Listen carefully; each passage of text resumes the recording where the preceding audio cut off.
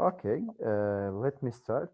Whoever was not able to connect, I think Jaras is not here. He will connect us later. Then, good evening once again, everyone. Okay, let me just mute action. So, today I decided just to summarize, or not the summarizing, but that there are some questions that we need to solve for the chapter related to income statement to be fully covered and to be ready for any question that you may face, and you'll be able to solve it. So it's kind of multiple choice question, but I got it from the CFA concept test checks, end of the chapter each. So in here we have a question. There are three alternatives are given. We have to select one. So before selecting, we need to solve it, of course. And here it says that AAA has a contract to build a building for $100,000, and an estimate time to completion is 3 years. A reliable cost estimate of the project is $60,000. In first year of a project, this company incurred a cost of totaling $24,000. And how much profit should this company report at the end of the first year under the percentage of completion method and completed contract method? So before answering, we know that the completed contract method, it's the name it speaks of, like the revenue is recognized or the profit is recognized when the project is completed. So in the first year, definitely the completed contract method will be equal to 0. So which means we need to calculate only the percentage of completion. So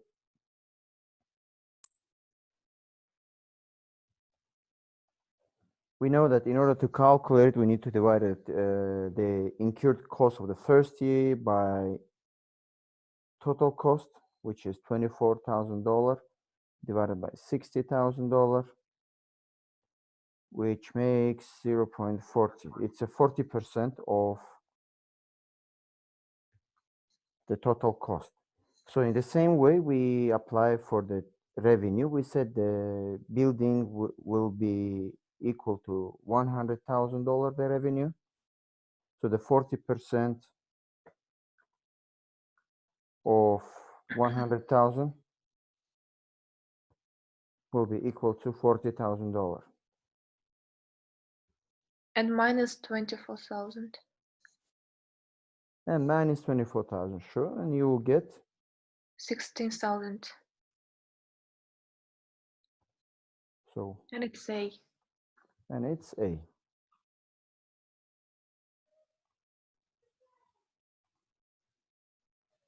Okay.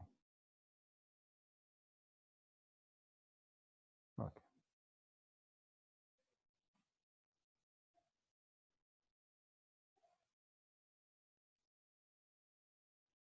Okay, coming to this question.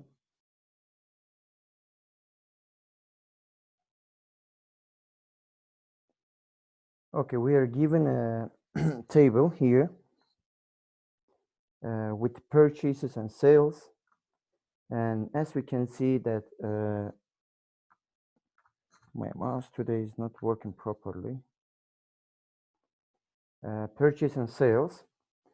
So we have purchases 40, 20, 90 units and sales 13, 35 units. So assuming that inventory at the beginning of the year was 0, and we are asked to calculate the ending year inventory of value. So we are not asked to calculate any cost of goods sold. We are just asked to calculate the ending inventory units. So what we do, first of all, we need to calculate how many units were sold. It is just addition of the sales unit, 13 plus 35 plus 60 units. In total, they will be equal to 108 units sold. So, and how many units purchased? The same method, 40 plus 20 plus 90 units, which makes 150 units purchased. And the differences which is 150 minus 18, which is 42 units, will be left in the inventory. So one more time, we're not calculating the cost of goods sold according to life and FIFO, actually what we are doing general, but in here we're asked to calculate only the ending inventory value. We want to know how much units left and how to evaluate according to the LIFO and how much to evaluate, to estimate according to FIFO. So 42 units left, we know it, and according to FIFO, first in, first out, we'll just go from the down to up. 42 times $50, which is $2,100. And according to LIFO, we go from up down.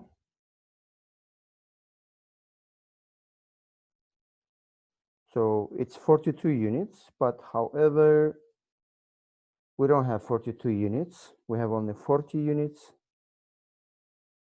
So we just take into consideration 40 times 30 plus, and 2 units left times 40. And this will give you according to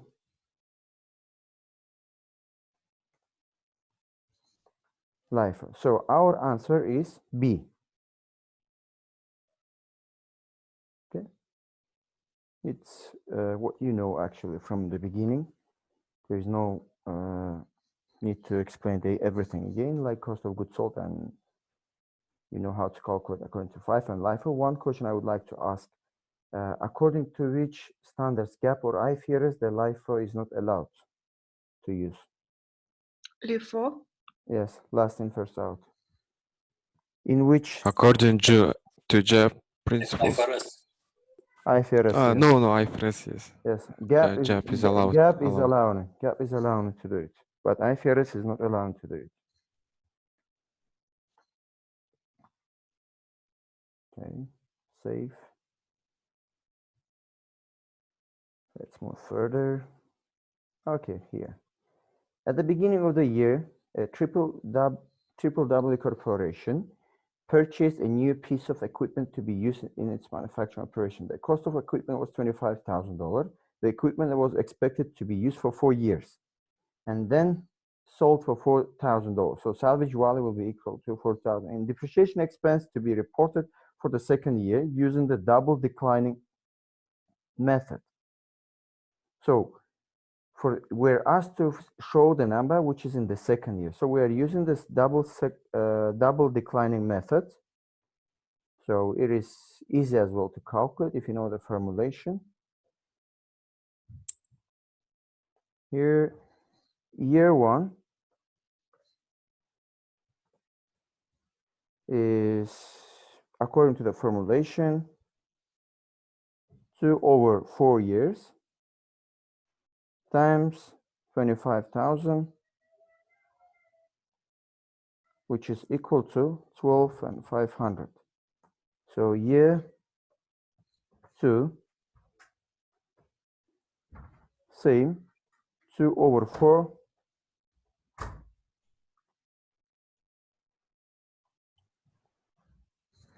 times What's left over?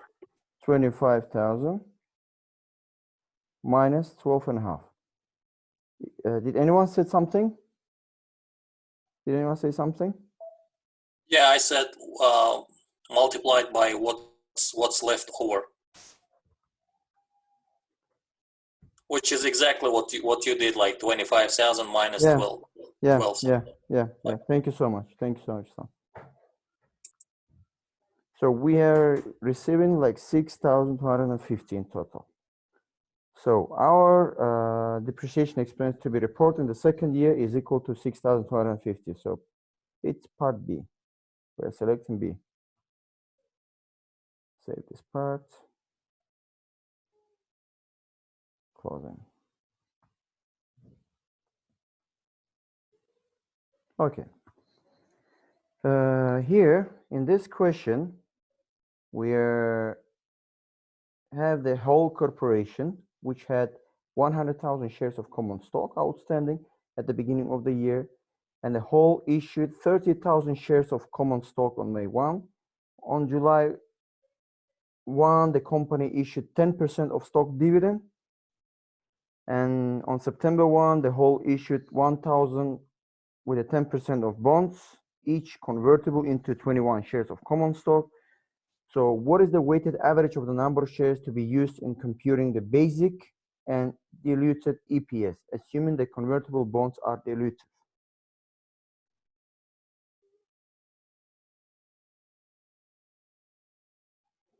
So how we calculate, first of all, basic EPS? Who can remind me? Net income minus dividend payments divided by weighted average shares, common shares. But in here, we're not given any net income. So how can we calculate how many shares will be coming from the converted bond? We're asked only to calculate shares, okay? So we don't need to, so we're only dealing with the denominator only. We're not dealing with the numerator, what will be added, what will be the change in the income, but rather we have to find out what will be the weighted average of number of shares in common in EPS, basic EPS, and diluted. In basic EPS, it will be equal to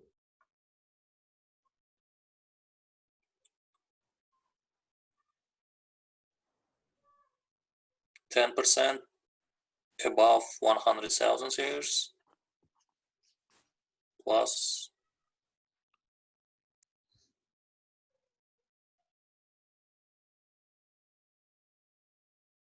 so we have 100,000 shares, first of all, yes?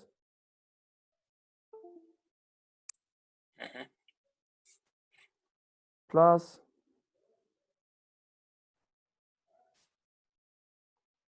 30,000 shares, but 30,000 shares on May 1. And company issued 10% of stock dividend in July 1. So there's some time passes.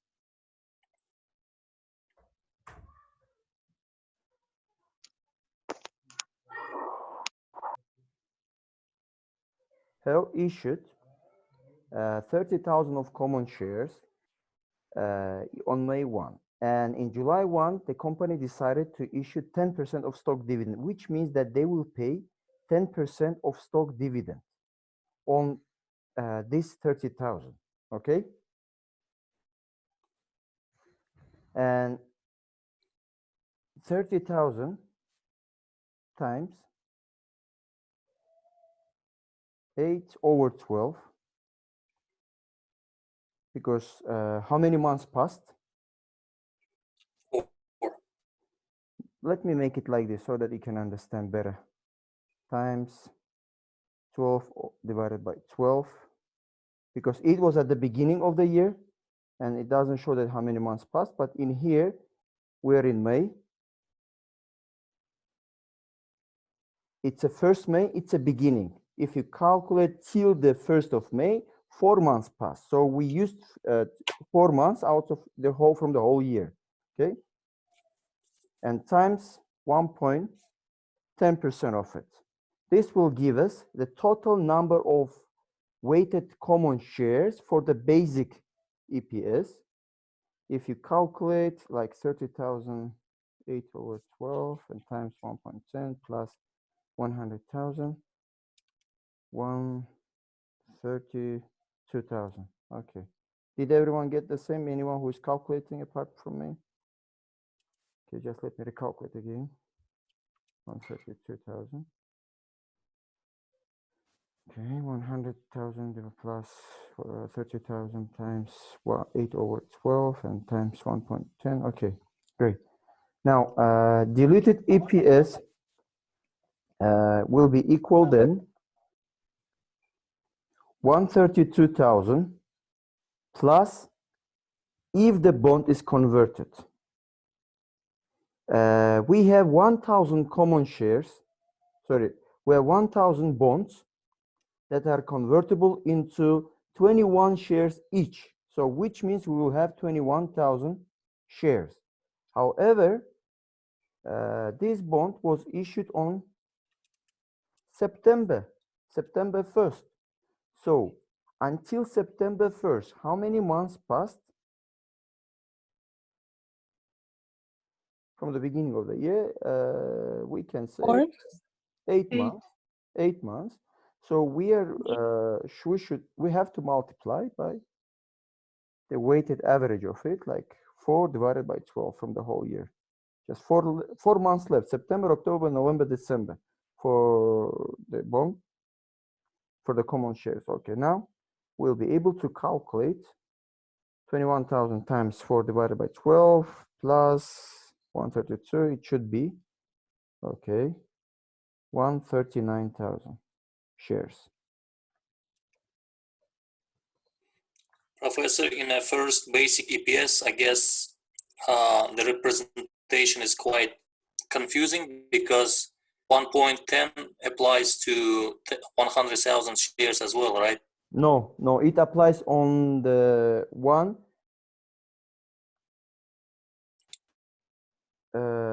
It applies only on this one, on the one that has been issued on May 1st,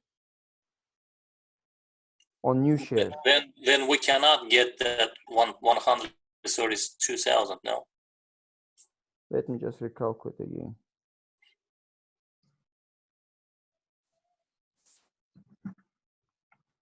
Because stock dividend was issued after the time when the corporation already had that reserve common stock of 100,000, so it should apply, I guess.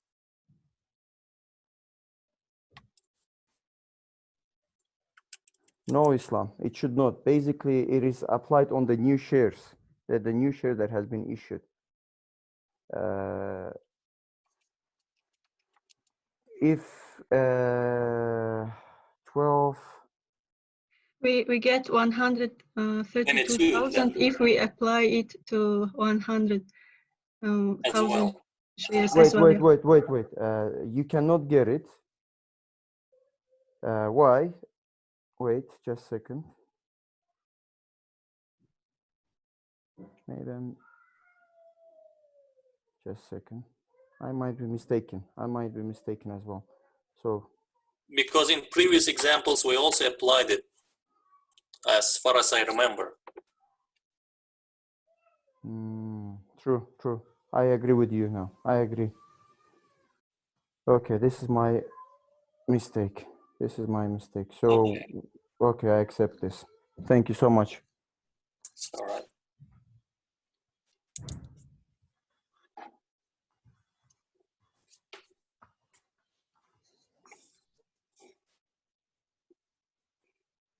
Okay, anyway, I'm not gonna make some addition on it because we can see that it will be like applied on here as well.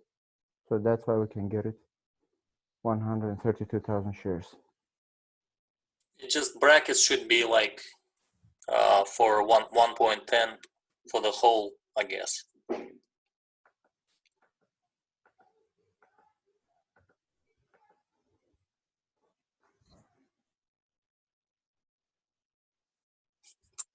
Times.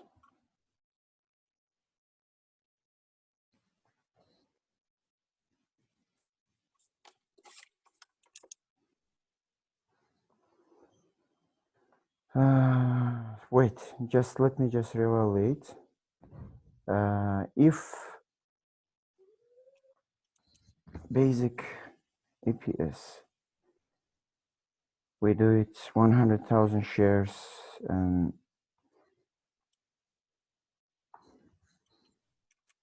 30,000 shares times over 8.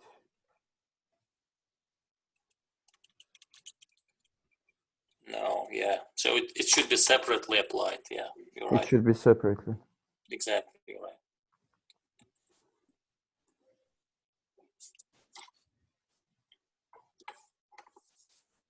Otherwise, I was getting 134,200. So this is wrong.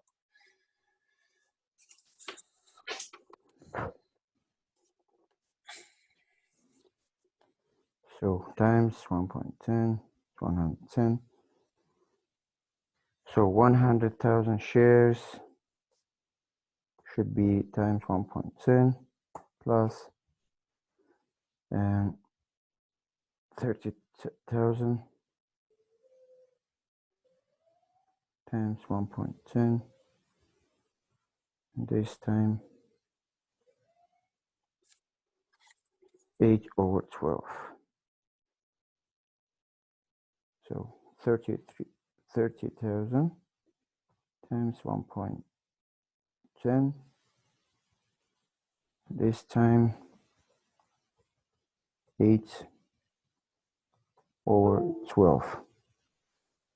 In this manner, we'll get 110,000 plus 22,000, which will make 132,000. Now it's okay. Now everything is clear. Anyway, thank you so much for correcting me. So this is basic EPS. We get it. And for diluted EPS, it will be 139 shares.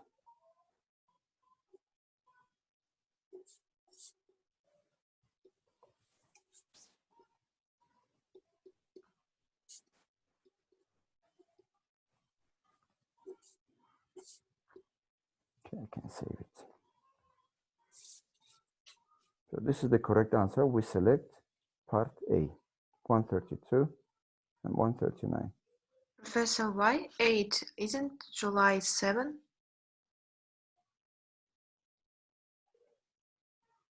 Which one?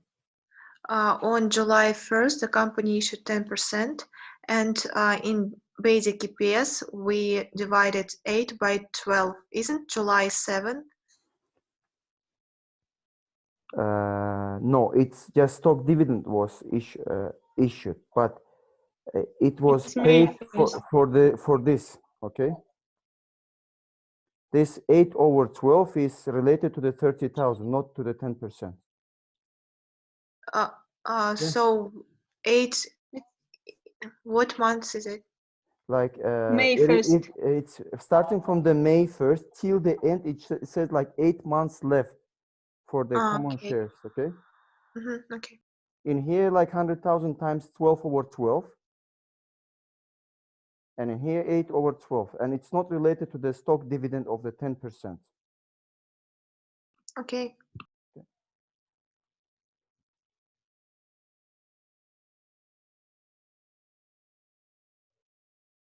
Okay.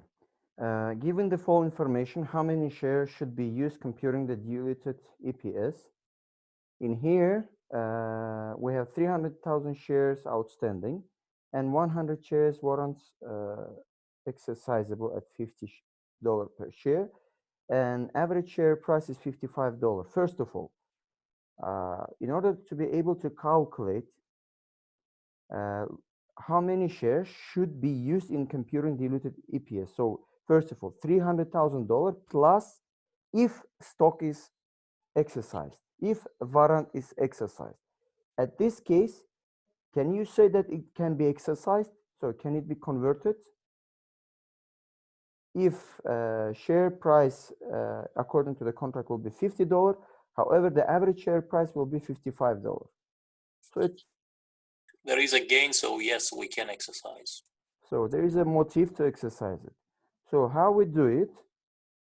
There's actually two ways to calculate how many how many share will be included in weighted in denominator while calculating DPS. But we'll go with the first one that I already introduced.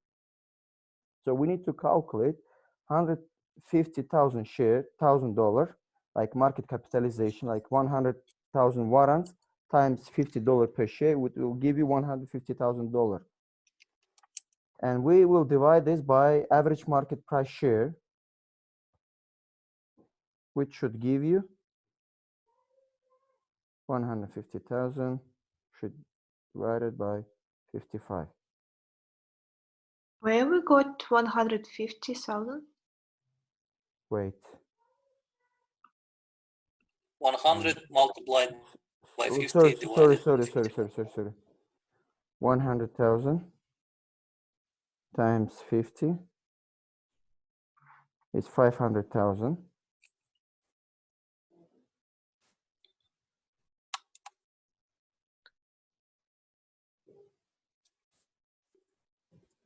This divided by 55. Okay. My bad calculation. It's 500,000. I get it's 5 million, no? No. Is it 5 million? No, it cannot be 5 million.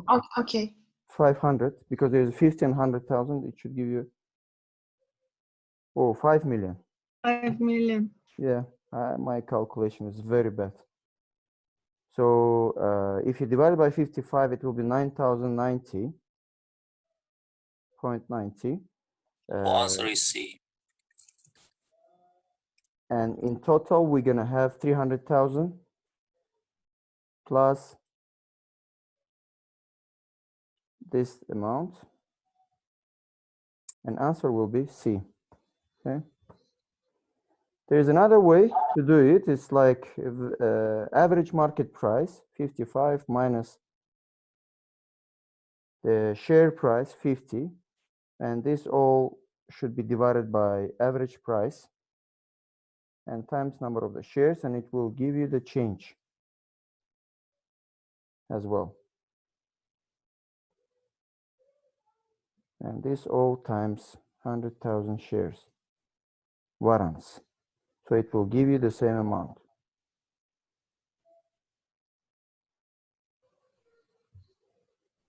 It's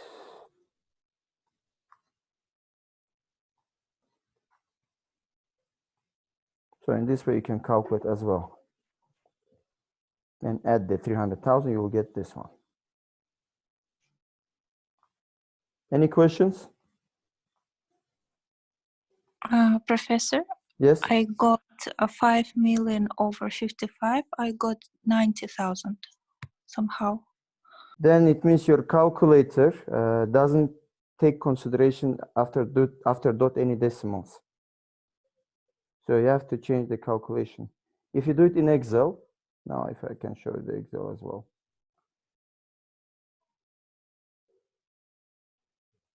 So the Excel does consider everything, because if you're doing the calculation mobile, in mobile there's a setting in calculators that it should not consider last two decimal numbers in. So 5 million divided by 55, as you can see it.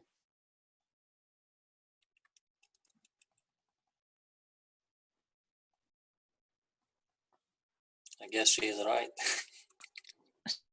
So it's 9,000, no?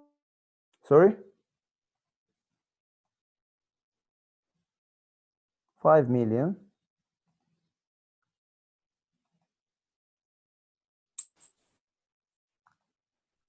Yes. It's B then. So It's 90,000. yeah, the question asks how much we should additionally consider, I guess. No, it says how many shares should be used in computing diluted EPS. It should be 390 then. But there is no answer like this, so we probably go with B, no? No, you cannot go with B, Islam. With the B, you're contradicting that you're ignoring the common shares outstanding itself, 300,000. B just showing you the results. I would agree with the statement that they asking about the diluted EPS. So in ordinary EPS, they would be like 300, for example, and in diluted, we should consider 90,000 extra.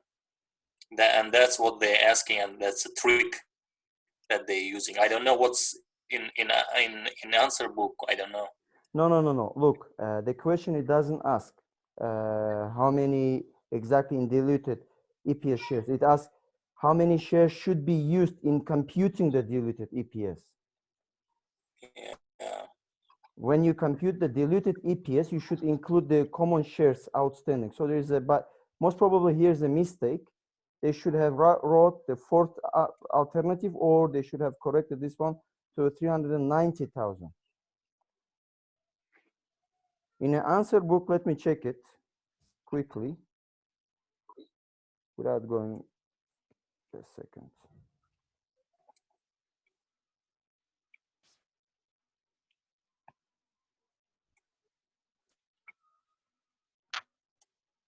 Schweizer.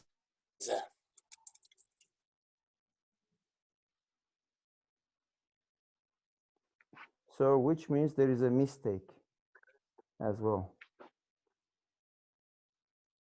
Understanding the income statement.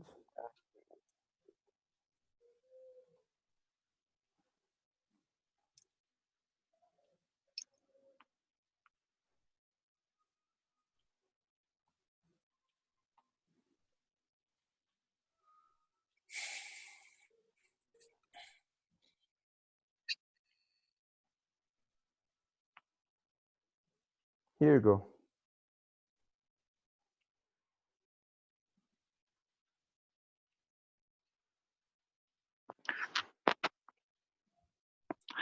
Professor, we have to, for example, 1,100. It should be minus 90,909, and it will be your answer. We should minus. For example, 1,000 minus 90,909, and it would be Wait, 9,091. yes. Thank you so much, Arash. Thank you so much. Now, yes, very true, very true. Very true. Thank you, Zaras. Where is it? Here. So we found that, yes, Yeah. it's true. Okay. So we got 90,000.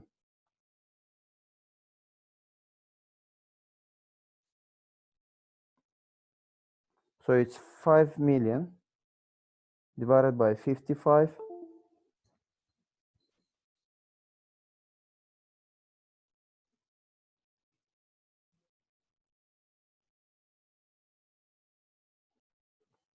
It's 90,909.90, and then 100,000 shares minus, true, because we are getting the difference of it.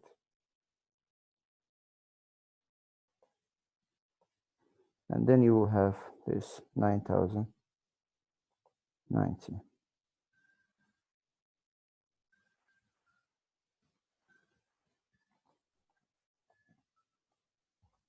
Okay, then we get it. Okay, that's correct. Thank you, Zaras, again. Yeah, we forgot the second important step at this case.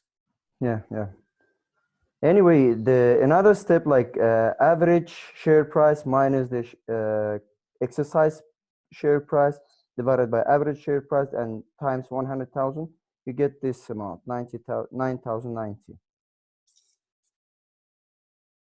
So there's another formulation, average market price minus share price,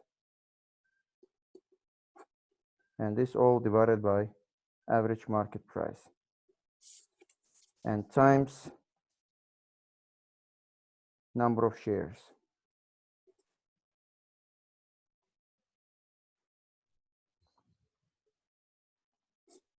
And you get this amount as well, 9,091 or 90.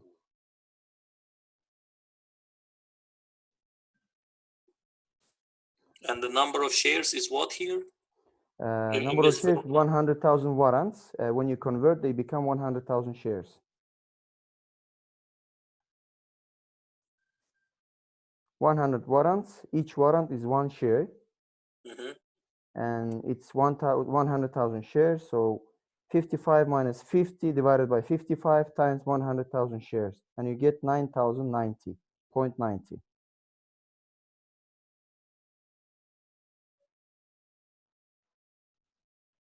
Okay.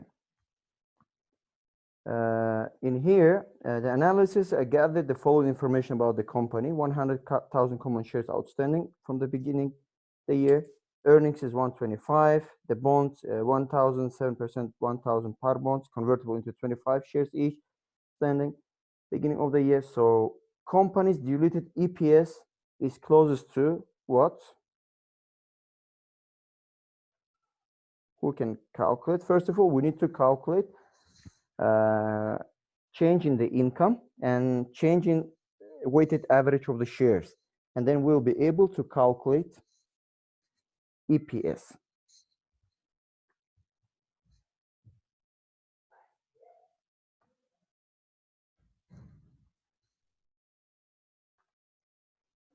My mouse.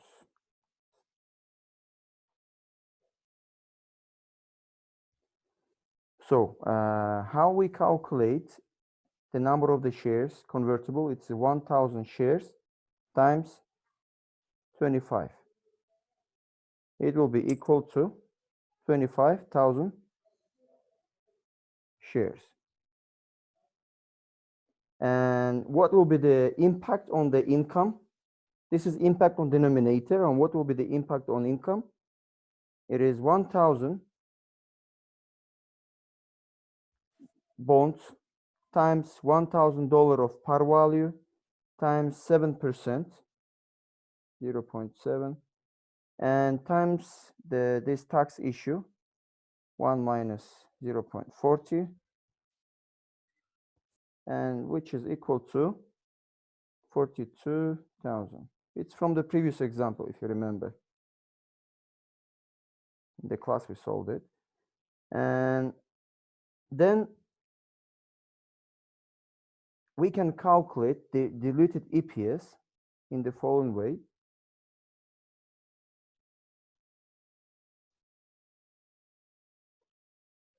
EPS $125,000 plus $42,000. This should be in the bracket.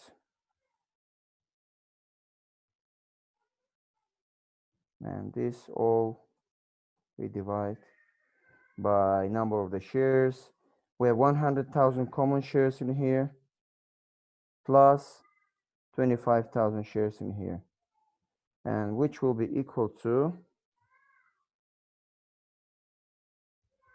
so 125,000 plus 42,000, and this divided by 125,000. So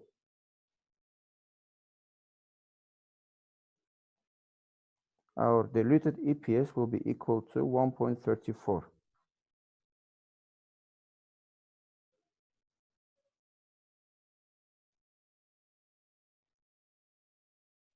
Let me just recheck just in case. Okay. However, if you compare with the basic EPS, which is 125 divided by 100. So what case we have here, guys?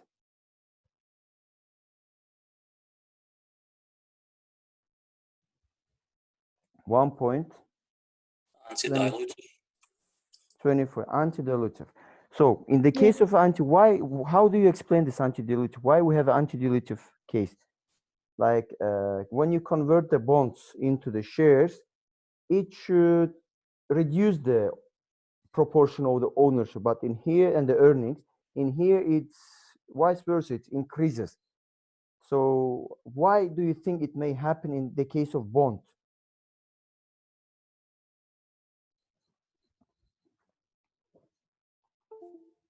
Because increasing the denominator also decreases the numerator. Yeah, but in this case, it increases. So the effect in the denominator is less than the effect in numerator, yes.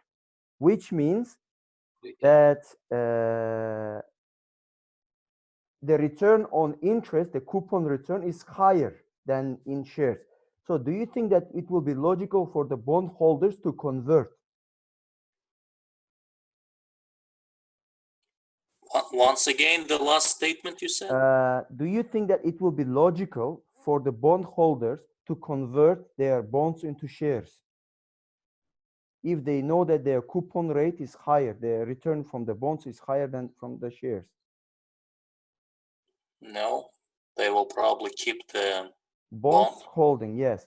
So in this case, diluted EPS, it will not be 1.34, but it will be equal to 1.25. Okay.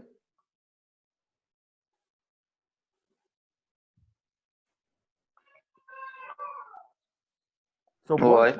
bondholders, they convert in case if they feel that the bond they hold is riskier and the amount they receive it is less worthy than they could have received from the holding shares. So this might be the reason to convert their bonds. The same thing with the warrants and the shares.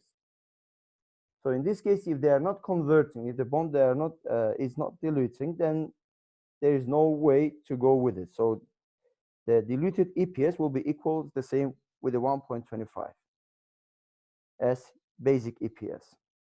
But if you go to calculate it, it will be equal to 1.34. So it creates an anti-dilutive case where which means that the ownership proportion increases. And why it increases, we explain the reason, because the effect of the interest expense is higher than the effect of the weighted average shares itself.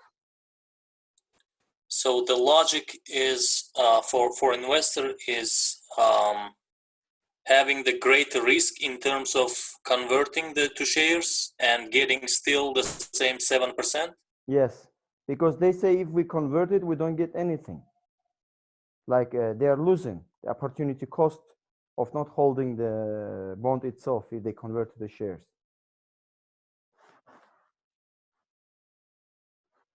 And same thing with warrants or the options. Like in preferred stock, if you compare with the preferred shares as well, we take the example of the preferred shares. With the preferred shares, the issue is different because in the preferred share, you receive a fixed income, a fixed dividend. So it doesn't affect that much.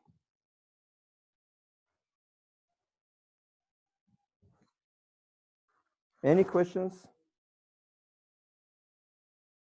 Okay.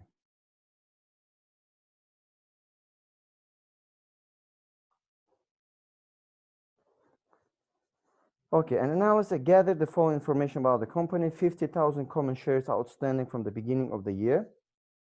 The warrants outstanding all year is 50,000 shares, exercisable at $20 per share, and the stock selling at end of the year $25. The average price of the company stock for the year was $15. So this seems like very similar to the question that I gave you as an assignment, if you remember.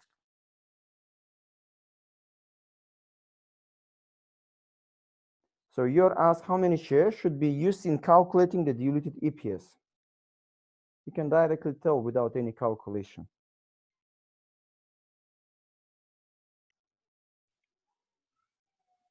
You don't have to calculate. 16,000. You don't have to calculate anything. It's 50. 50,000. Why? Clarify, Islam. 50,000? Because average market price is less than And the stocks will not be exercised. because average market price is much lower than exercisable at $20. So they don't get any earnings and they're not motivated to go with that. Okay, great. So these questions, I'm going to upload it to the Moodle as well. So we select part. Yes. So in 18th question, we had 1.34 or 1.25. In question 18, we select point B. Okay.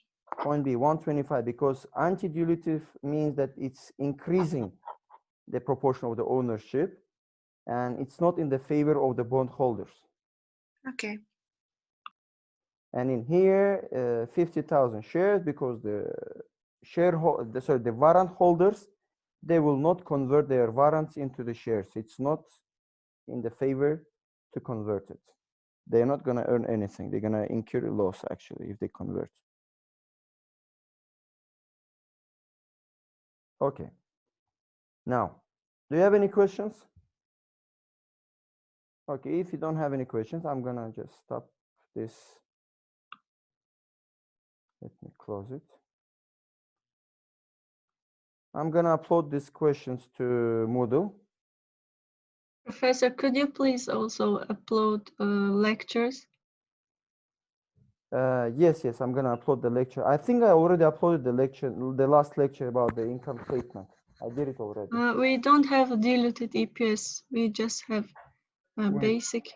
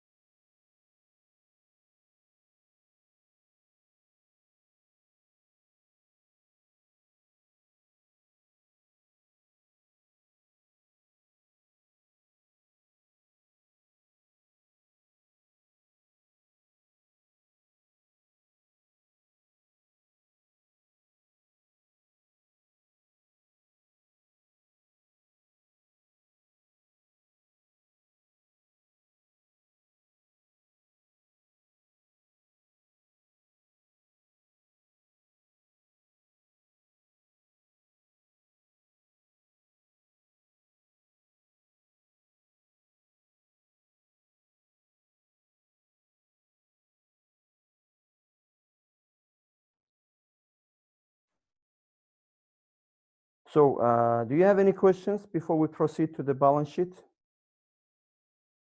If no, so in the Moodle slide, the last lecture related to the income statement, it has been updated with the 61 slides.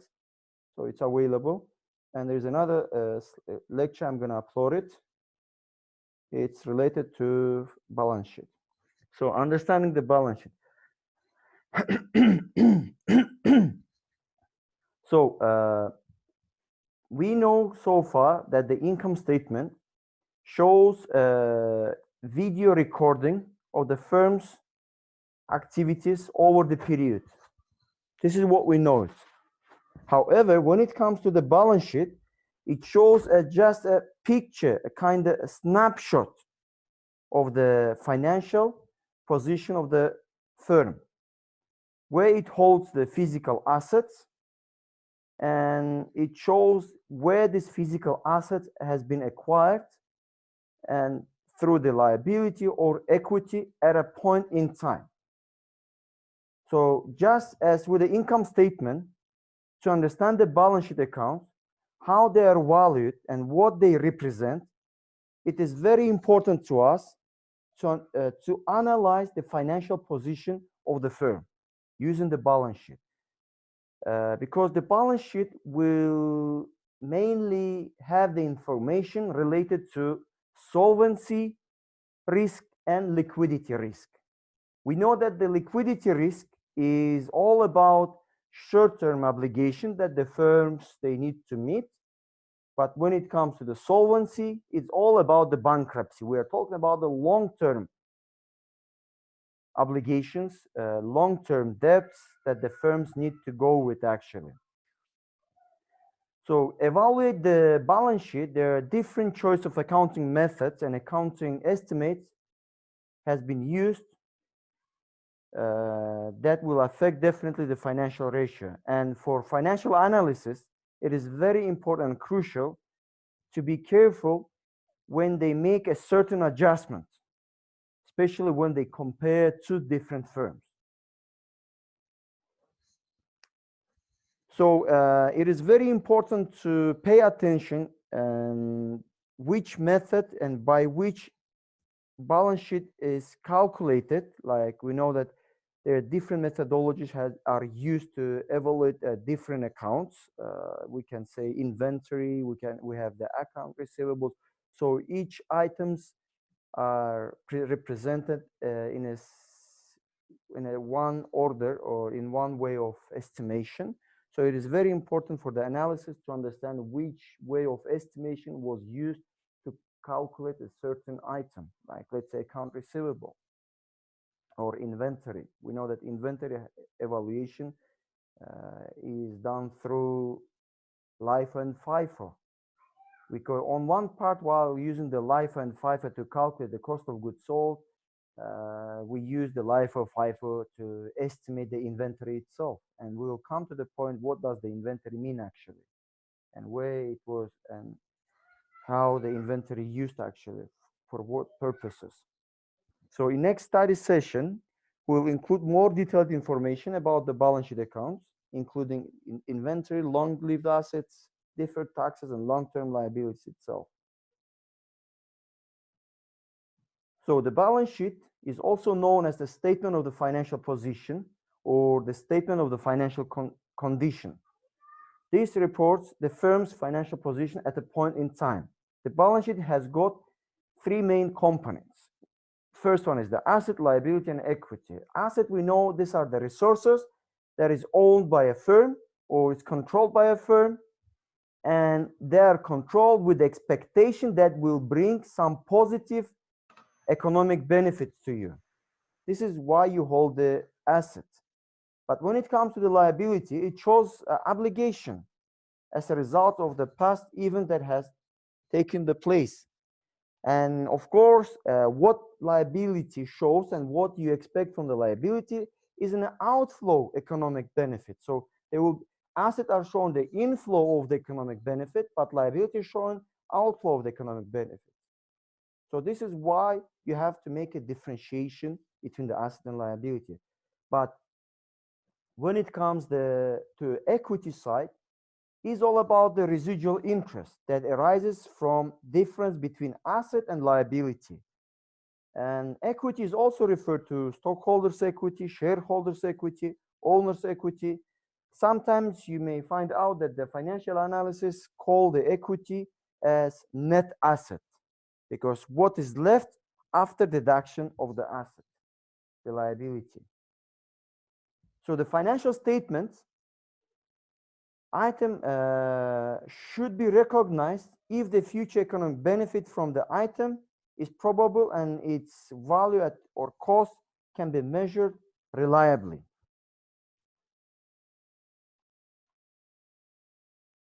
So the balance sheet can be used to assess the firm's liquidity, we said, and the solvency. And of course, this is the most important thing, which is very important, and this information that is very crucial for the shareholders. They are more curious about what will be the contribution to the shareholders. Is there any problem with the ability of the company to contribute to the shareholders?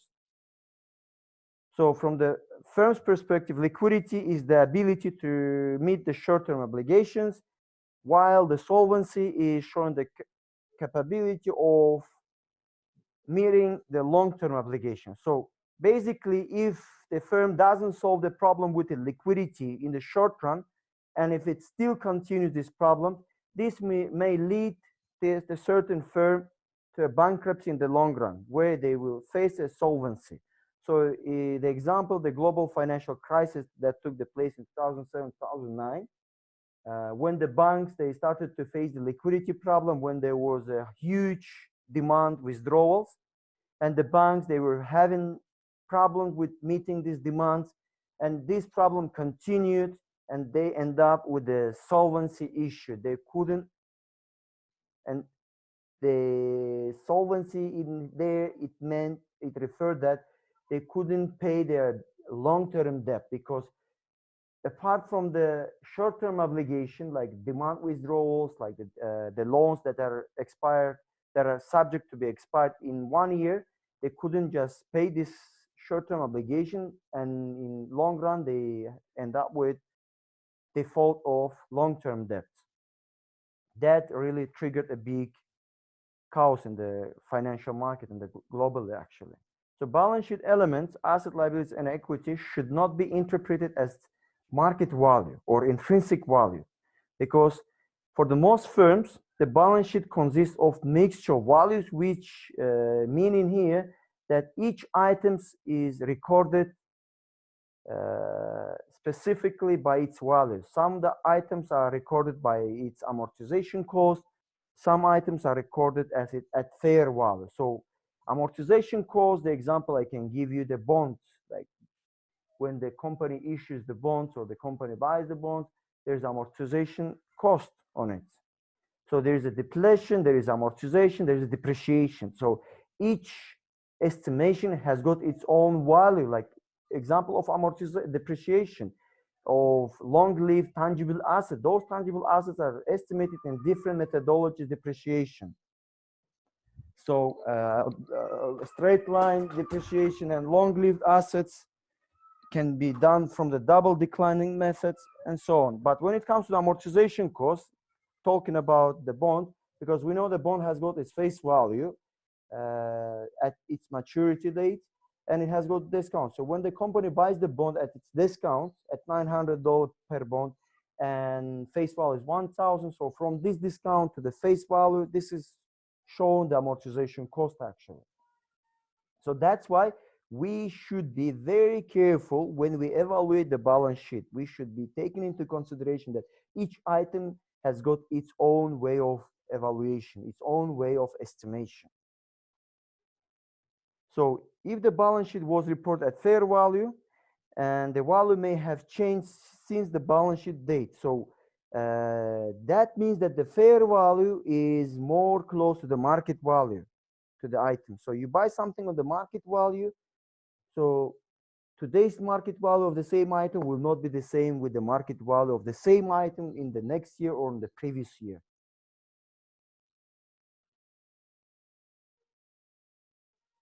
And there's another thing that we should take into consideration, that when you evaluate the balance sheet, employees and value and the reputation value is not shown in the balance sheet. So this is another thing. So both IFRS and the GAAPs, they require the firms to report their current assets and non-current assets and current and non-current liabilities separately. So according to IFRS and the GAAP, the classification of the balance sheet should be in the following way. The current asset should be separated from the non-current asset, and the current liability from non-current liability.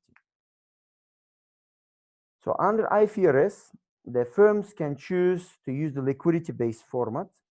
The presentation is more relevant and reliable.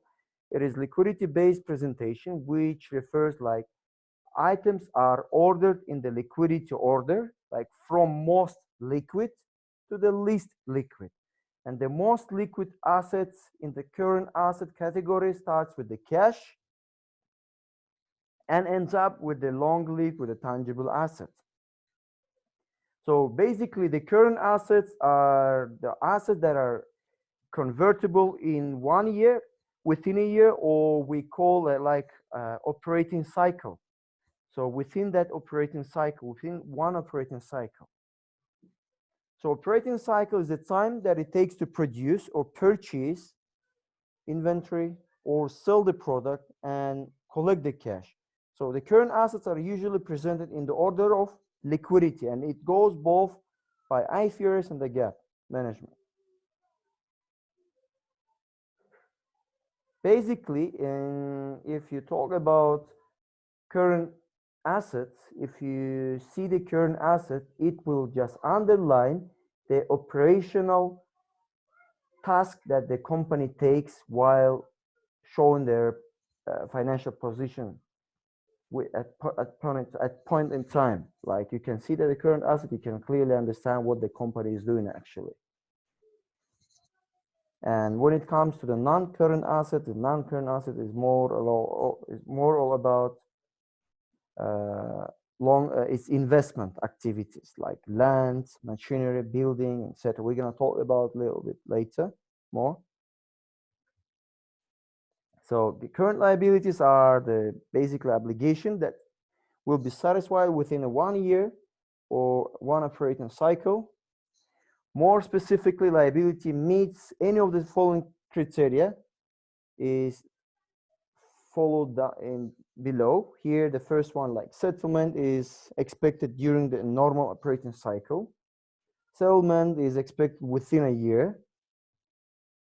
And settlement held primarily for trading purposes, like you buy a bond, let's say 10 years, or you issue a bond for 10 years with a purpose to sell or swap for long-term bond, but you sell it within a year. That could be considered as in current liabilities. And there is no conditional right to defer settlement for more than 1 year. So current asset minus current liability basically gives you the working capital, and not enough the working capital, enough so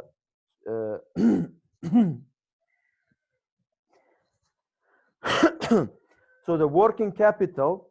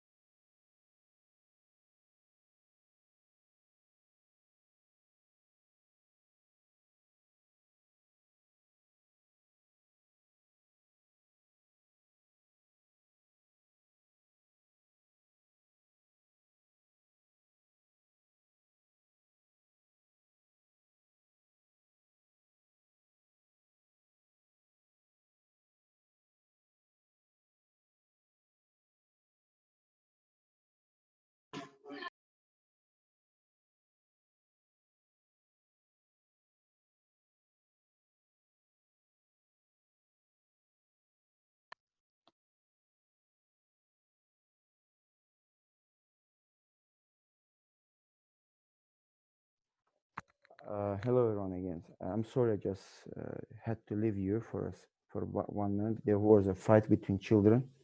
I had to leave it, that's why I'm sorry for that. Okay, let us continue then.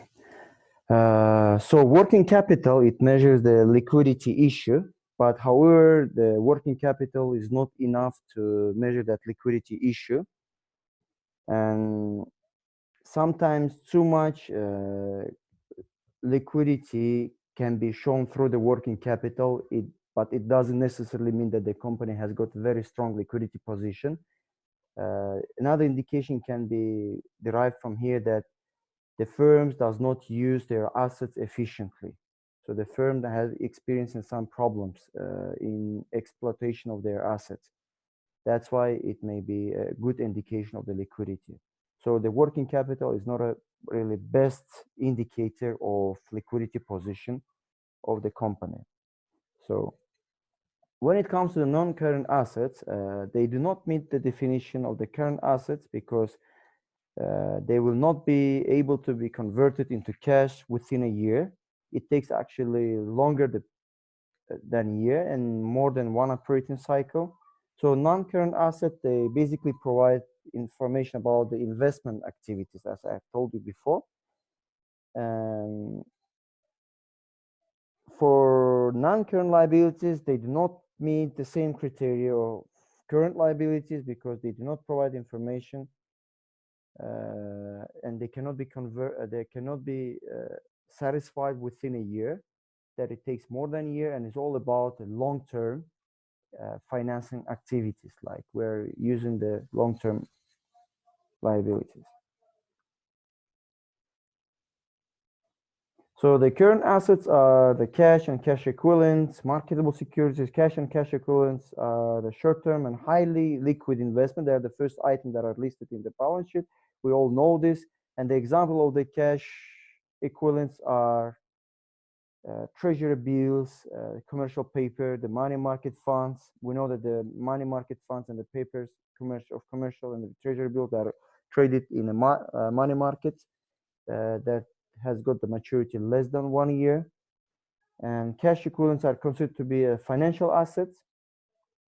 Generally, the financial assets reported on the balance sheet. and they're all amortized at a cost or fair value. So in order to understand which item, how they're estimated and how they're recorded, whether it's amortized at amortized cost or at its fair value, we should refer to some footnotes that are provided to the balance sheet.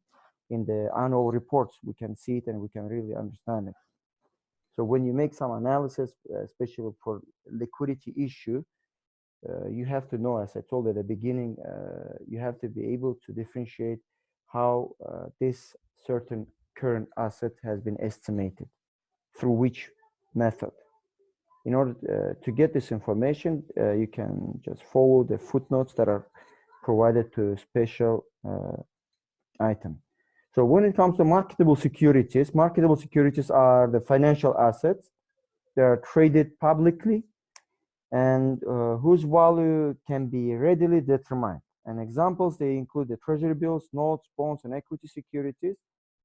And the main reason why the companies, the firms, they keep these marketable securities is to hold the liquidity position strong. So that if they need something very urgently, they can easily trade, they can easily sell it.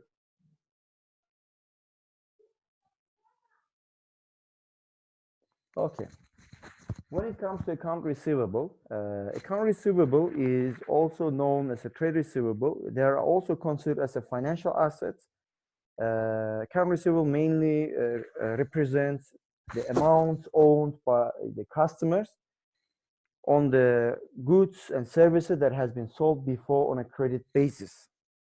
So account receivables are reported at net realizable value. So whatever you see the account receivable in the balance sheet, you will see as a net amount, which is of course based on the bad debt expenses. In here, bad debt expenses means that the goods and services that we sold on credit basis and the customer that they used to owe the money to us, they were not able to pay. They defaulted, they declared that they are not capable to deliver the money, so they shown that they don't have a capability to do it. So we are just writing off that. However, apart from that, how do we calculate and how do we measure when the client is not capable? Sometimes we are not able to find and we are not able to get this information from the customers, whether they're capable or not. What we do our own estimation, and we keep this estimation in a separate account, which is allowance for doubtful account. So this type of account is a contra account. There is deduction from the account receivable. Once you deduct it from account receivable, you are coming up with net realizable value, which means that in allowance for doubtful account, you're trying to estimate, like by approximation, this kind of customer is not capable of paying the debt. Let's say customer A has not been paying for 3 months and still you have a hope that he will pay, you will not record him in an allowance for doubtful account. However, if you don't have any hope of his capability of payment, that you are sure that he will not be able to pay it, and due to he bankrupted and he just end up like he lost all the money and all his businesses, then that you're sure that he will not be able to pay. So what you do is just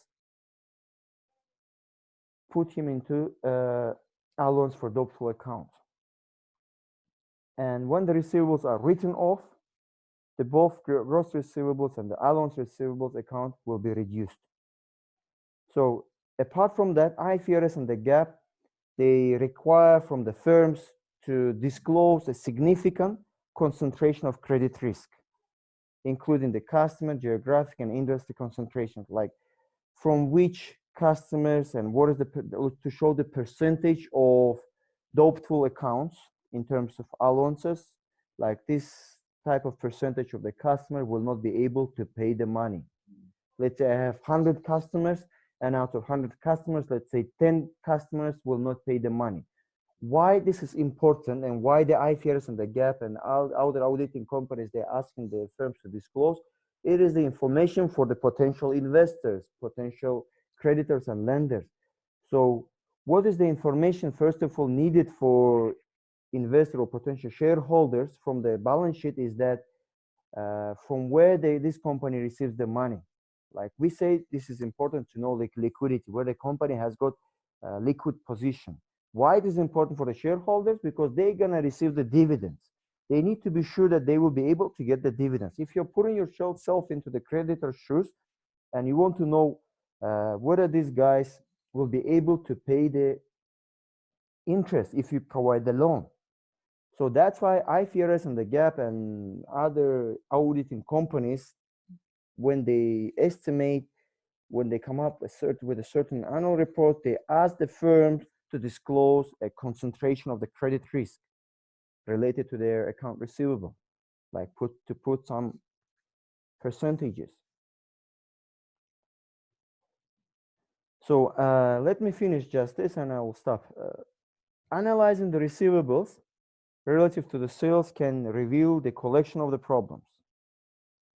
And this allowance for doubtful accounts should also be considered relative to the level and growth rates of sales. The firms can underestimate the bad debts expense, thereby it can increase the reported earnings. So when you go with the financial analysis, you shouldn't take into consideration that, okay, this guy is very highly liquid, and this guy has got very good sale in terms of percentage, like sale is really increasing year by year, but increasing the sale, it doesn't necessarily mean that they have it. You know what, if you remember the balance sheet, when you record the account receivable, it shows that how much money will be received, but it's not received. However, when the account receivable is recognized, at the same time, the revenue is recognized. So looking at just on the revenue side, it doesn't necessarily mean that this guy is doing really good. So you should try to compare the revenue, the sales with the receivables and try to find how many expected, what is the concentration, the credit risk, or try to use some different ratios like that measures the liquidity. So how to use the liquidity ratios, at the end of the chapter, we'll see it as well, and to interpret and which ratio is more convenient, like, and what is the benchmark for the ratio to be considered for the company, like this company is like has got a really strong liquidity position. Okay, guys, I would like to stop in here. I will continue Monday. Yeah. Could we discuss with you, me and Isam? Wait, if others they don't have any questions. Okay. Thank you, teacher. Okay, if you don't have any question, you can leave the class. Thank you so much. Thank Yeah, you. can I talk to you?